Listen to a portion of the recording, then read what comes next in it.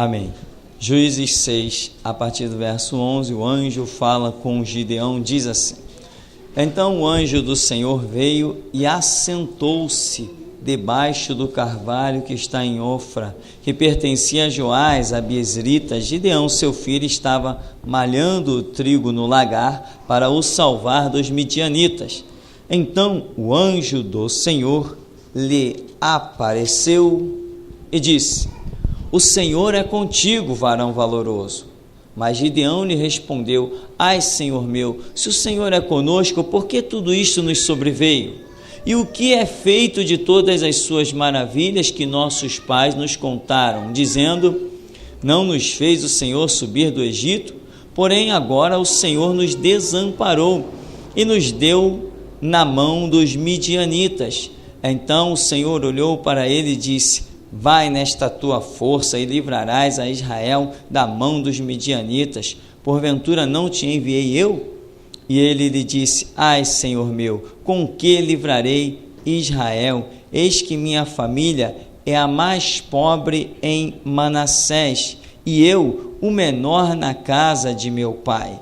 E o Senhor lhe disse: Porquanto eu hei de ser contigo, tu ferirás os midianitas como se fossem um só homem. Amém. Ele ainda vai dizer no verso 17: E ele disse: Se agora tenho achado graça aos teus olhos, dá-me um sinal de que és o que comigo falas. Amém. Podeis sentar em nome de Jesus. Nós vemos uma coisa aqui. Quantas lições a Escritura tem gloriosamente para as nossas vidas. Por isso a Bíblia diz: Bem-aventurado que medita de dia e de noite. Quanto mais tu tem contato com a palavra, mais lições tem te esperando. E quem aprende as lições da Escritura, esse é invencível. Amém? Quem aprende o que a Bíblia diz, este é que se torna invencível. Então eu quero perguntar a você: a Bíblia é a palavra de Deus? Você quer servir a esse Deus?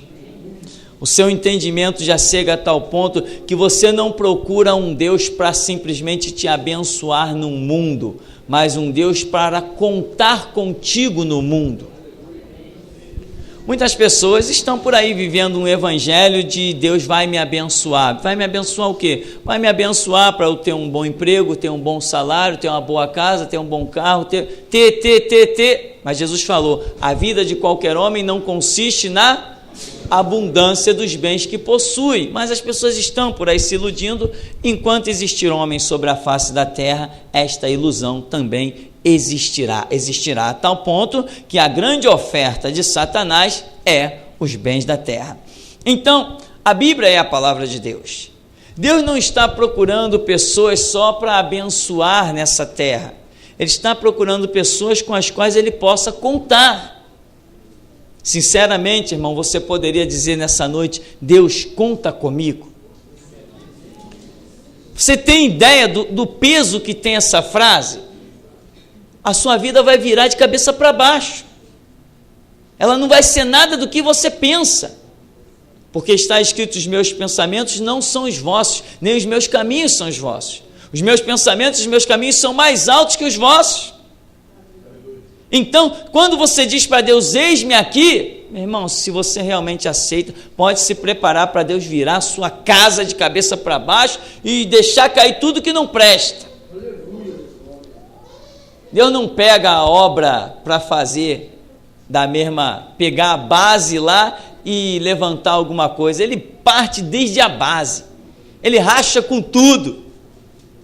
Porque Deus não entra em planos feitos por mãos de homens. Ele anula o seu projeto e te mostra o dele. Dizer eis-me aqui para Deus, dizer essa frase é algo muito pesado. Nós já vimos muitas pessoas emocionalmente, quando ouvem um testemunho, uma pregação, muitas pessoas emocionalmente dizem assim: Deus, eis-me aqui.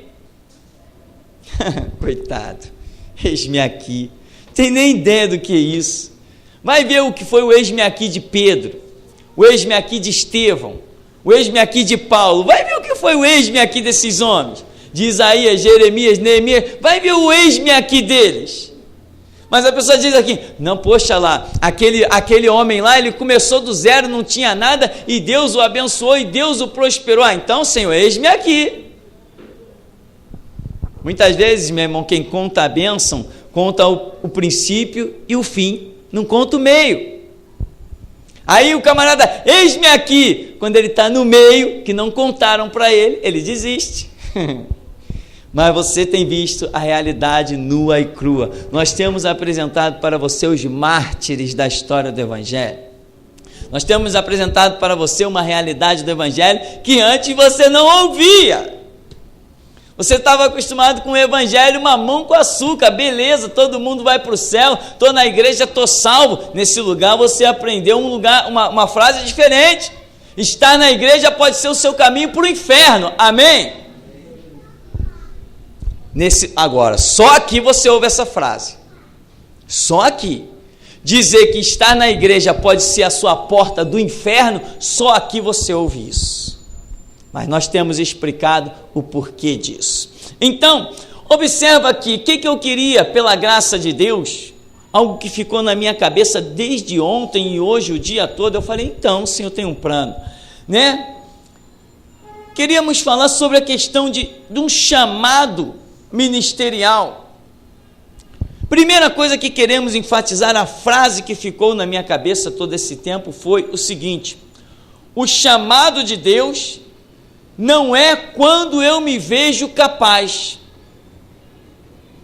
Isso aí é o óbvio. Você não é chamado por Deus, meu irmão, no momento que você se acha capaz ou se acha preparado.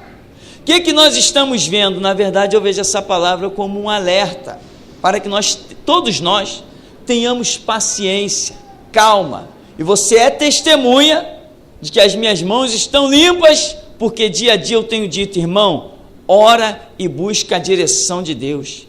Nós servimos um Deus vivo que fala.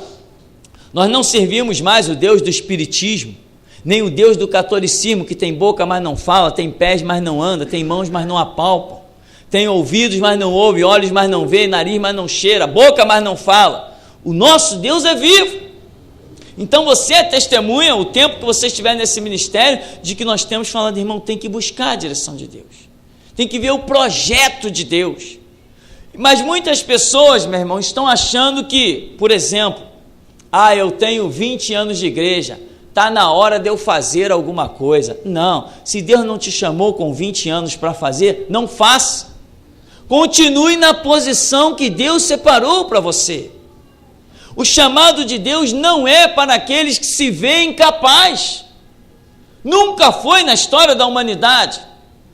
Você vê que quando Deus chama Josué, Josué não se achava capaz, porque o que Deus fala para ele, revela que dentro dele havia dúvidas, temores e uma batalha.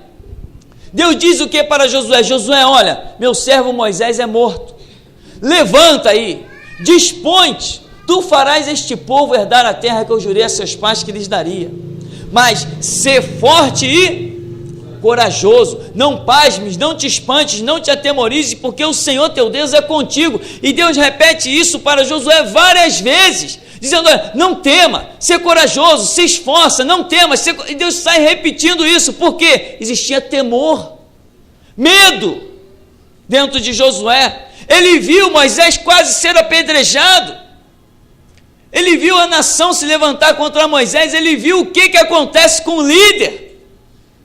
Ele queria aquela posição? Não, mas Deus se manifestou a ele e disse, Josué, é contigo agora.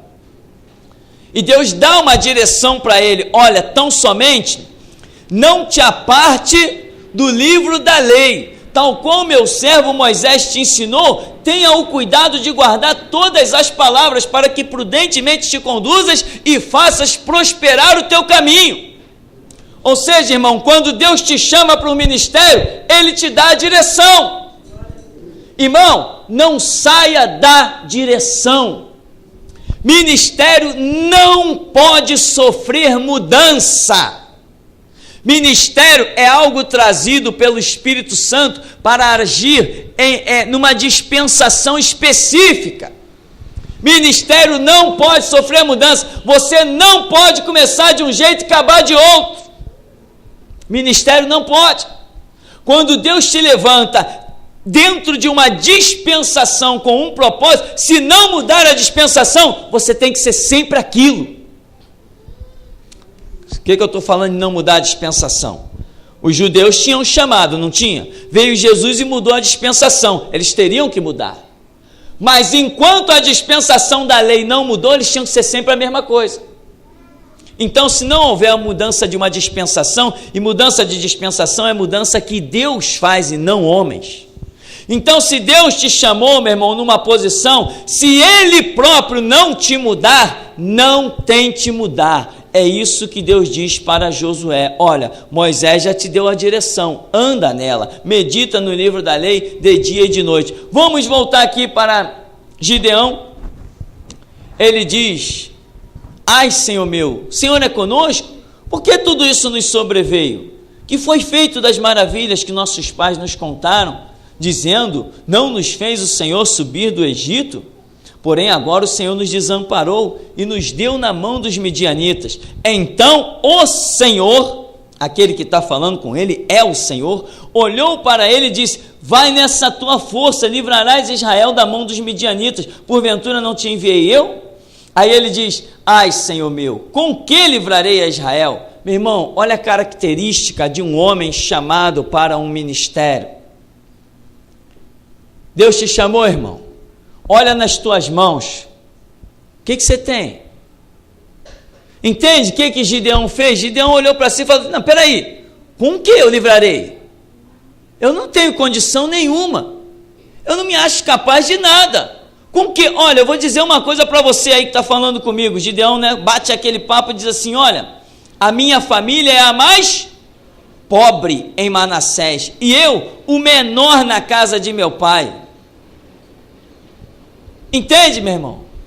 Esses são os homens chamados para os ministérios.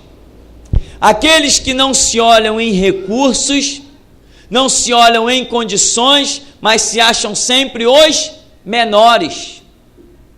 Porque Deus escolheu as coisas simples deste mundo para confundir as sábias.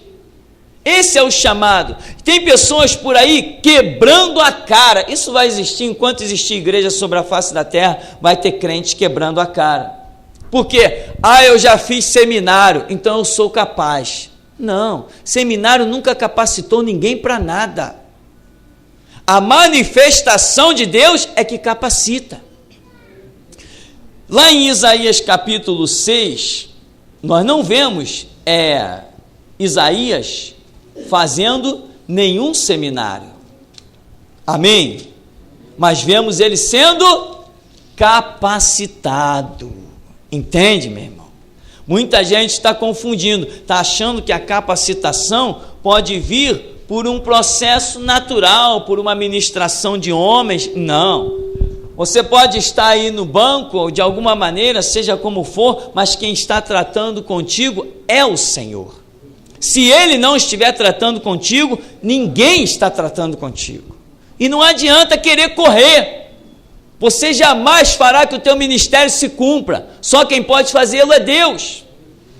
Não adianta. Não adianta dizer: tem gente passando na minha frente. Não adianta essa filosofia. Deus é que chama. Se é Deus que chama, ninguém passa à frente de ninguém. Porque Deus não é injusto.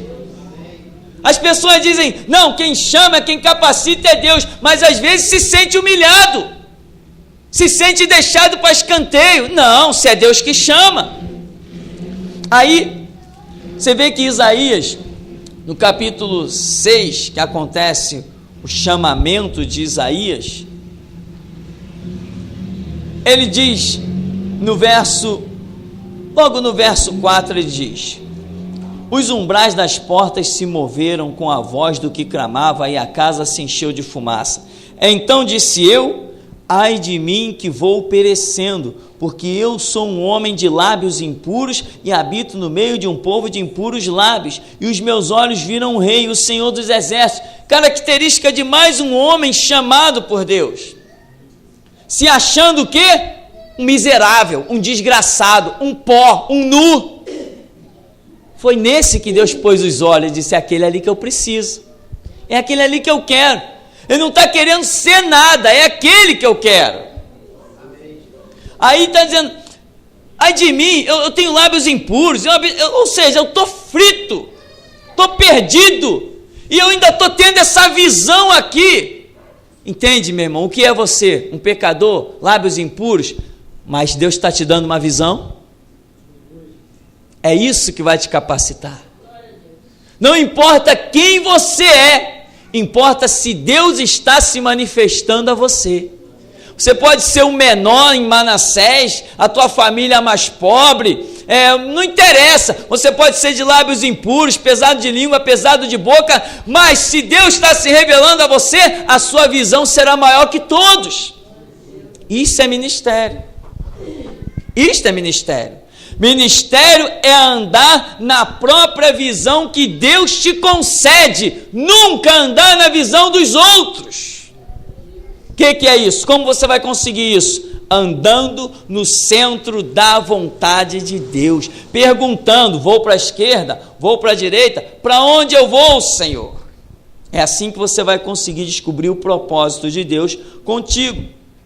E ele diz: mas um dos serafins voou para mim, trazendo na mão uma brasa viva que tirara do altar com uma tenaz, e com ela tocou a minha boca e disse: eis que isto tocou os teus lábios, e a tua iniquidade foi tirada e purificado o teu pecado. Ou seja, ele disse: eu sou um homem de lábios impuros, habito no meio de um povo de impuros lábios, eu não posso nada diante desse Deus.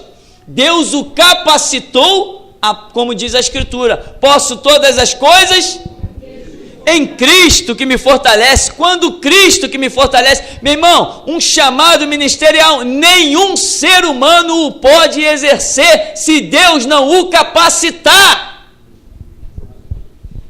Você morre no primeiro dia que tentar invocar o nome do Senhor, se Ele realmente não for contigo.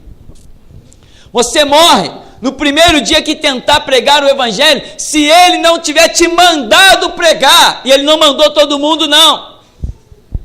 Tem muita gente pregando e servindo de escárnio e zombaria, e Deus não está se manifestando, porque essas pessoas não foram enviadas. Não, está escrito nada. Antes de Jesus dizer: ide por todo mundo, pregar o Evangelho a toda criatura, Ele disse o quê? Ficai em Jerusalém até que do alto sejais revestidos de poder. Enquanto aquilo não se cumpriu, a outra palavra de ir por todo mundo não podia acontecer. Hoje tem pessoas precipitadas: não, eu já fiz seminário, eu vou sair da igreja, o pastor não me chama nem para orar por uma oferta, o pastor não me dá a oportunidade, o pastor não me deixa pregar, o pastor não me deixa orar, não me deixa ir, não me deixa fazer, não me deixa acontecer. Quem tem ministério, meu irmão, não tem que depender de pastor. Quem tem ministério serve a Cristo e não a homens. Agora, colocou os pés pelas mãos, vai se machucar. Não, eu já tenho 30 anos de igreja, que tenha 300. Se Deus não chamou, fica quieto no lugar e tu terás o teu galardão. Tem que fazer aquilo que Deus manda, né? Tem gente que por aí que diz: não, eu já conheço a Bíblia, eu tenho 30 anos de evangelho, eu já tenho condições de exercer um ministério. Aí outro dia eu dizia assim: conhece a Bíblia, irmão? Senta lá no seminário da Geração Jesus Cristo que eu vou te provar que você não conhece a Bíblia. E as pessoas não entendem, se ofendem, acham que estamos querendo aparecer, mas quando tem a humildade de realmente sentar aqui, eles veem que realmente não conheciam Bíblia como pensava que conhecia. Uma coisa é conhecer as histórias bíblicas e outra coisa é conhecer a revelação bíblica. Então, o chamado de Isaías, ele vai demonstrando mais uma situação de alguém que não se achava capaz, não se achava santificado, não se achava preparado, não se achava em condições, mas foi chamado. E quem poderia negar? Quem é que tem um ministério? Como é que nós podemos identificar que alguém tem um chamado ministerial? quando virmos os frutos. Ninguém adianta dizer que tem chamado ministerial. Eu só acredito num chamado ministerial quando nós vemos os frutos. Não adianta dizer que é templo do Espírito Santo se nós não vemos o Espírito Santo falar nesse templo. Não adianta dizer que é igreja se nós não virmos Cristo dentro dessa igreja. E tem muita gente por aí se confundindo. Vai ficar demonstrado o que nós sempre temos falado sobre a queda das igrejas, porque as pessoas estão achando que depende de um cargo, de uma posição, de um reconhecimento, de um título. O que mais tem assassinado pessoas na história da humanidade são os títulos. Isaías era o quê? Qual era o título de Isaías? Qual era a função desse homem? Ele era um profeta. Mas quando que ele mesmo se intitulou de profeta? Agora, quem ousaria negar que este homem era um profeta? Mas em nenhum momento da Escritura ele está dizendo, eu, Isaías, profeta do Senhor. Ele não está dizendo isso. Ele só está escrevendo e diz assim diz o Senhor. Ele chega lá na porta do templo e ele não diz, olha, eu, profeta do Senhor, estou dizendo. Ele não está fazendo isso. Ele chega lá e diz, assim diz o Senhor. Ele está mostrando que ele é um profeta pelos frutos e não pelo título. E meu irmão, eu não sei, a minha mente parece que está perseguindo a Assembleia de Deus. Quer ver um lugar de gente intitulada e morta? Em Assembleia de Deus. Irmão, eu tenho 30 anos de evangelho, eu sou presbítero das Assembleias de Deus. Eu sou meio irônico, irmão. E o irmão já aceitou Jesus? Não adianta ser presbítero, tem que aceitar Jesus, tem que viver o evangelho. Que é isso, meu irmão? Eu sou pastor. Meu irmão, você quer ensinar a mim? Eu sou pastor há 20 anos. Tá, já conhece a Bíblia? Uma obreira de uma igreja entrou em contato comigo e disse assim, pastor, eu tenho o ministério de intercessão das almas. Eu falei assim, minha irmã, esse ministério todo mundo tem, porque a Bíblia diz que nós fomos comprados com o sangue de Cristo para sermos sacerdotes. Aí botei Apocalipse 1:6. Todos nós temos esse ministério de intercessão.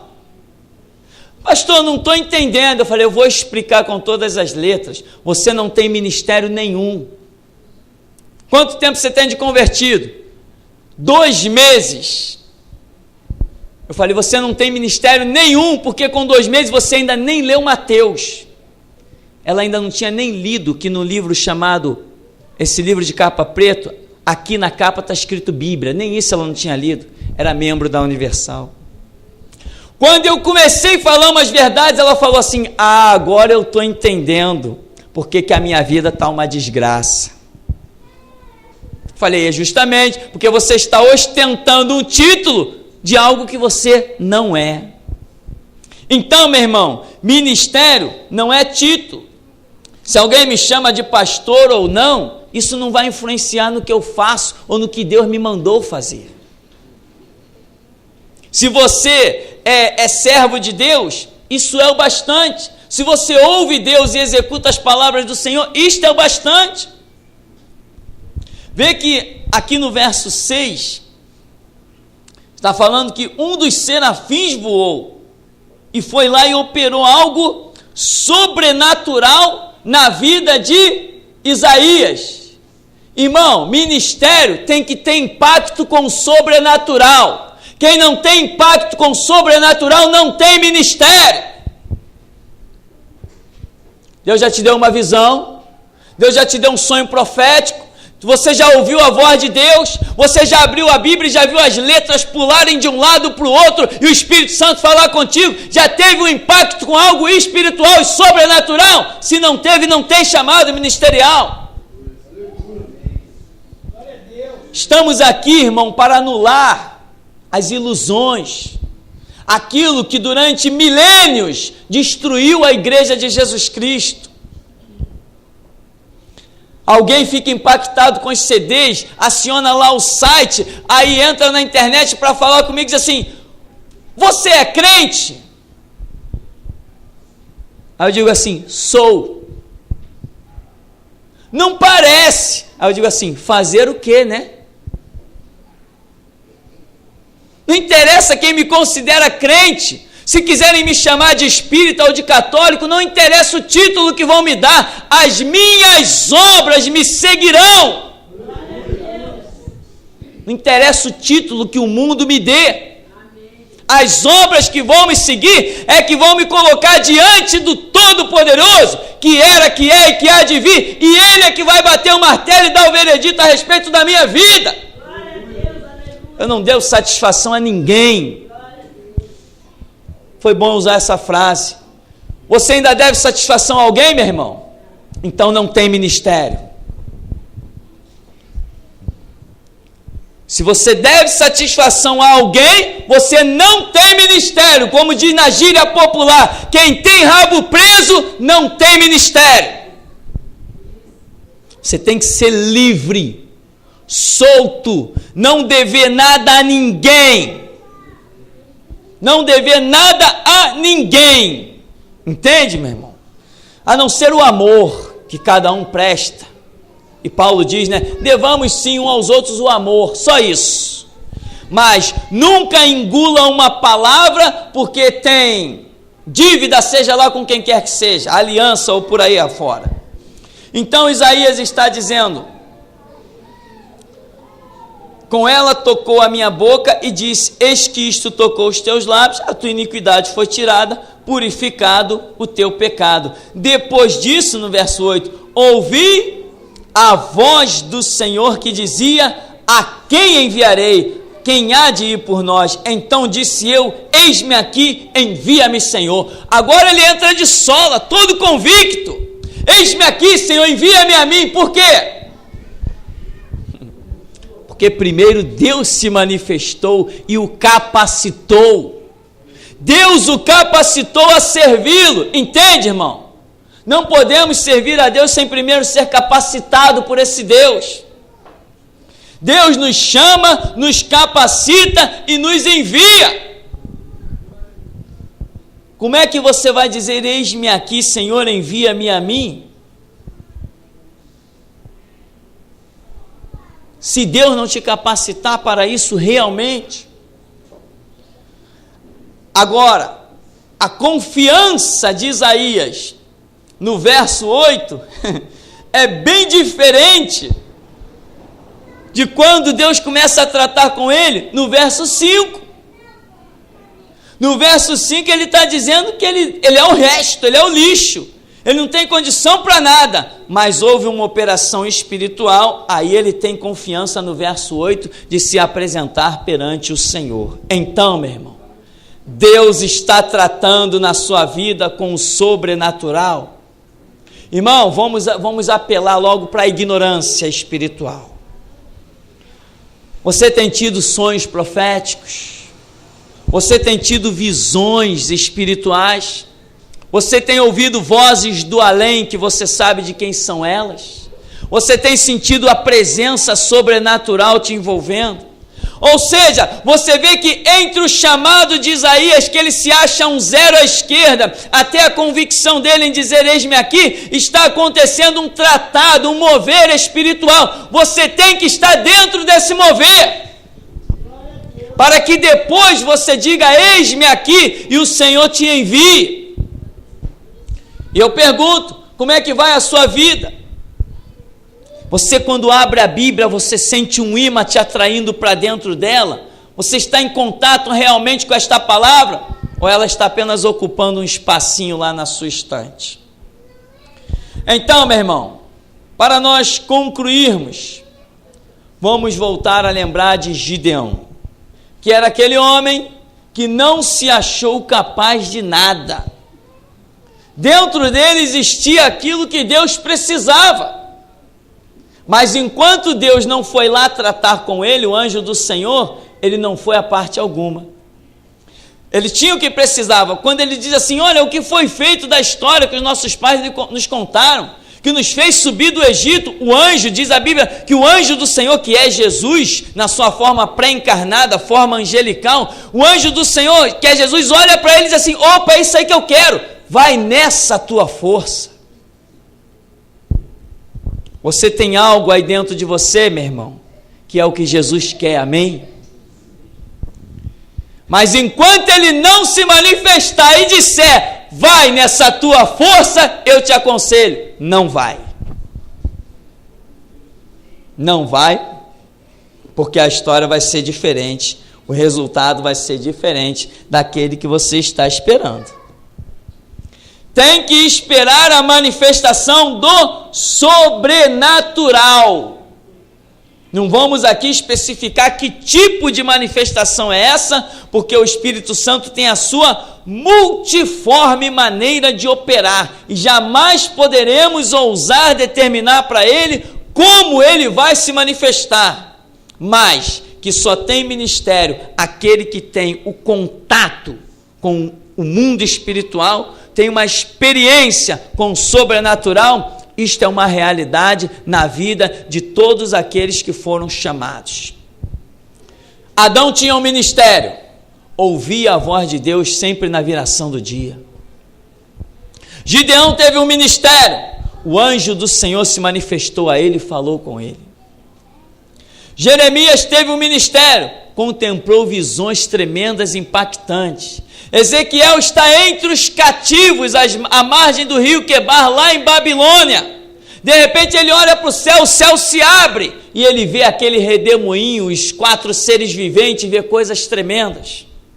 Pedro teve um ministério, teve contato direto com o Senhor da glória. João teve um ministério e escreve dizendo: nós vimos a sua glória como unigênito do Pai, cheio de graça e formosura. Estevão tinha um ministério e a Escritura diz que ele era cheio do Espírito Santo, que os inimigos não podiam lhe resistir à sabedoria. Quem tem ministério tem uma experiência sobrenatural para contar. Não seja um pastor confeccionado por seminário, meu irmão. Ah, que eu tirei 10 na prova de hermenêutica, eu tirei 10 na prova de exegese, eu tirei 10 na prova de história da igreja, eu tirei 10 em escatologia. Pode ter tirado 10 em tudo, mas se não tem experiência com sobrenatural, não tem chamado. Não, irmão, porque eu conheço Bíblia de capa a capa. E eu digo assim, eu não conheço. Tem tanta coisa na Bíblia que eu tenho dúvida, que não tenho conhecimento. Eu conheço Bíblia de capa a capa, irmão. Eu sou pastor há tanto tempo, tal. São os telefonemas e as mensagens de e-mail que a gente recebe. Eu tenho condições disso, condições daquilo e daquilo outro. Irmão, quem se acha capaz e em condições, pode acreditar, não tem chamado. Então, fica esse alerta. O chamado de Deus não é da maneira que você espera, não é quando você espera. Deixa só mais uma pergunta. Gideão esperava naquele momento a visita do anjo do Senhor? Não, tanto que sequer o reconheceu. Gideão nem reconheceu que era o anjo do Senhor que falava com ele. Se você ler o texto mais adiante, tem lições maravilhosas, coisas impressionantes, e você vai ver que o próprio Gideão não reconhecia nem que aquele era o anjo do Senhor, a segunda pessoa da Trindade que estava falando com ele, Jesus Cristo na sua forma pré-encarnada, a gente chama de teofania. Mas você vê que Gideão não esperava aquela manifestação. Ou seja, o teu chamado ministerial não é na hora que você pensa.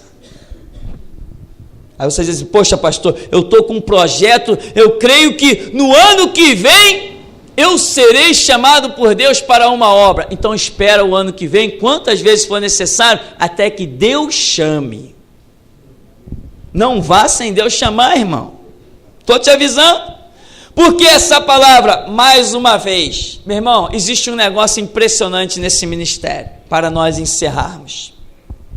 Essa escola dominical, o nosso seminário, a escola dominical, escola bíblica, não importa o título que se dê, importa o que se faz nela. Não importa o nome que a gente dê, importa se Deus está trabalhando ou não, isso é que importa. Nome não interessa. Ela é impressionante.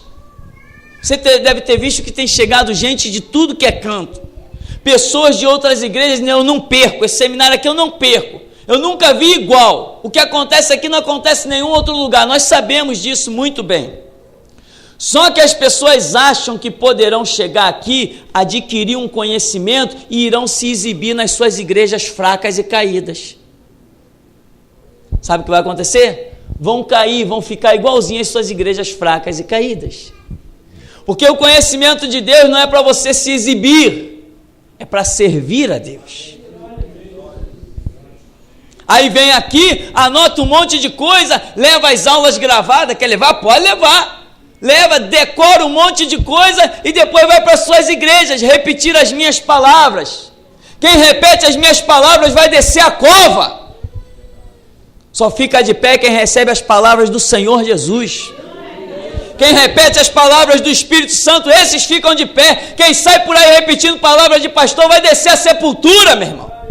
Porque eu não velo sobre a minha palavra para cumprir, não tenho condições, mas Ele vela sobre a palavra dEle para cumprir. Então, meu irmão, isso é um alerta. Isso é um alerta. Eu vejo isso como um alerta. E as pessoas, por exemplo, teve um homem que veio daqui uma vez, da Maranata. Que interessante as coisas acontecem, quanta lição. O nome desse homem me foge à memória, senão ia registrar aqui. Esqueci, né? Esse homem chegou aqui alguns meses atrás, ficou impressionado. O que esse homem fez? Ele levou do nosso ministério, ele levou 200 mensagens. Falou assim: pastor, eu quero todas as mensagens que você tem aí. Na época eu tinha um bocado de mensagem catalogada. Eu falei assim: tem 200 aqui. Ele falou: eu quero. O que esse homem fez? Ele era na Maranata, ele era apenas um membro da Maranata. Ele começou a decorar as pregações, decorar, e começou a pregar dentro da igreja, e as pessoas falaram: ó, o que é isso? A unção, o Espírito Santo está sobre ele, está renovado, é poder de Deus, e ele está repetindo as minhas palavras. Aí ele começou a ser promovido, foi para obreiro, foi para diácono, foi para não sei o que mais, começou a entrar na carreira, e aí o que aconteceu? Depois que acabou, não tinha mais o que ele repetir, ficou estacionado, porque ele estava recebendo do pastor Tupirani. Mas se ele estivesse recebendo do pastor Jesus, a fonte não teria cessado. Por isso eu digo: não receba de mim, meu irmão, receba do Espírito Santo na intimidade do teu quarto. Não tem ministério quem fica por aí repetindo as minhas frases ou repetindo o que eu digo. Mas se você repetir o que o Espírito Santo sussurra no teu ouvido, isto é ministério. E nós estamos precisando de gente com ministério. Eu pergunto: você quer um ministério? Quanto você ganha no seu trabalho? 5 mil, 6 mil, 7 mil, 10 mil? Ah, pastor, eu ganho até mais que isso. Depois eu vou conferir seu dízimo para ver se é verdade. Meu irmão, não importa quanto você ganhe. Se você quer um ministério, você não tem mais salário, mas tem sustento. Amém? Muita gente se olha e diz assim: ó, não, peraí, eu nunca... nós fomos num lugar aí, eu acho que essa pregação não vai acabar hoje. Nós fomos num lugar, e quando entramos no banheiro, no mictório lá, para depois vir embora, tem que falar, porque o homem só ia dizer isso lá dentro mesmo, lá fora ele não tinha coragem. E ele disse assim: poxa, o pastor lá estava falando que ele está com 60 anos de idade e está lá na batalha, na igreja. Tá doido? Eu com 60 anos, eu lá quero saber mais de estar assinando cheque de igreja, eu quero saber de estar viajando e curtindo a vida.